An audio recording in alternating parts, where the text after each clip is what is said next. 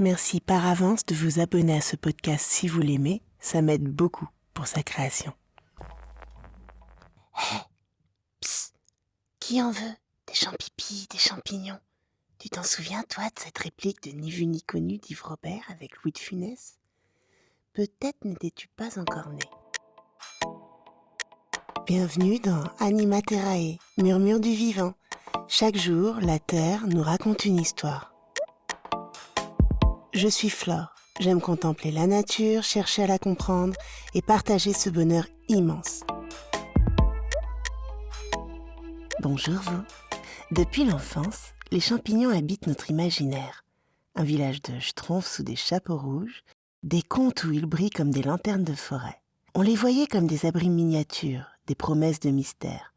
Et même en grandissant, leur beauté intrigue encore. Et pourtant, ce que nous voyons n'est qu'une façade. Le véritable champignon se cache ailleurs.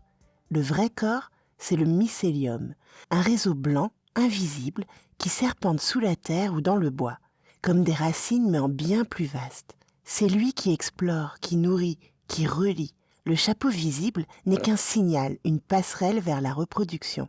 Car pour se multiplier, le champignon libère des spores, de minuscules poussières de vie si légères qu'elles voyagent avec le vent, l'eau ou sur le dos d'un animal, jusqu'à donner naissance ailleurs à un nouveau mycélium. Et quand on les observe de près, une autre question surgit.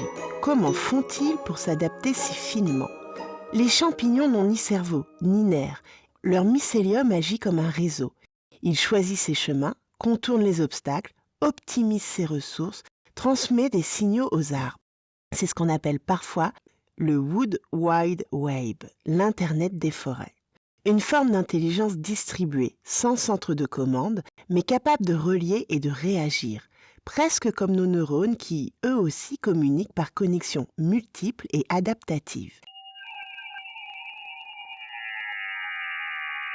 Certains champignons ne durent qu'un instant, quelques jours, le temps d'assurer cette dispersion.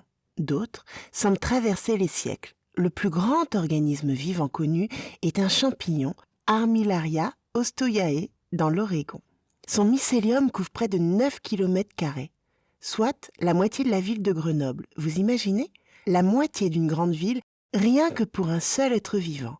Et il aurait environ 2500 ans, un âge vénérable. Face à une telle longévité, on aurait presque envie de s'incliner.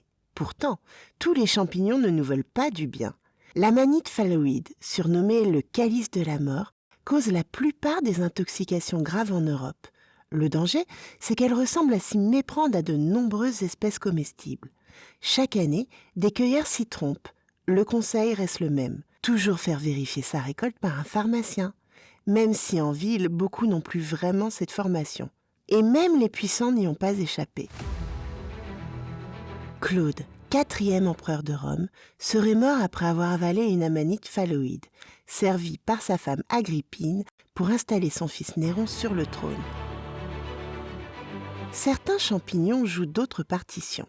L'Ophiocordyceps, par exemple, colonise une fourmi, prend le contrôle de son corps, avant d'éclore depuis sa tête. Cruel, oui.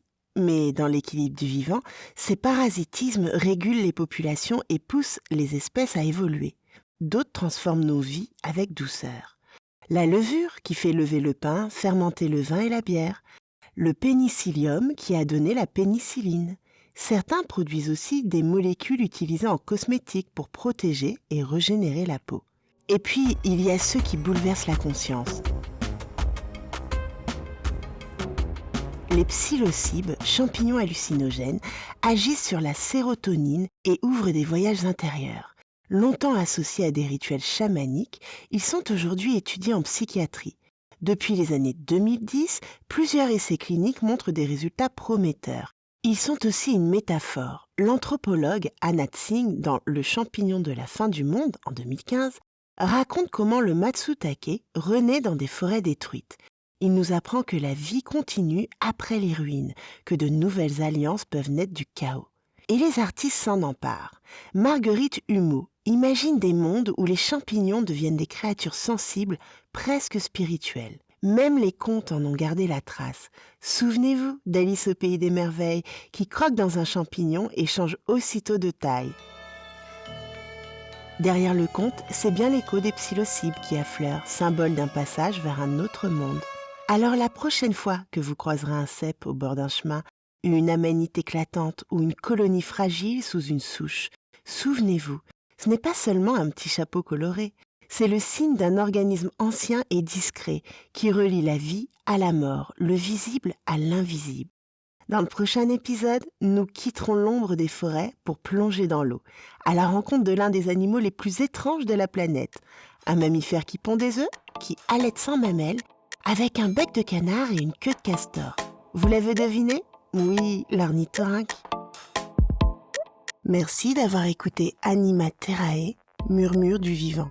Et souvenez-vous, gardez les yeux grands ouverts sur la beauté simple du monde qui nous entoure.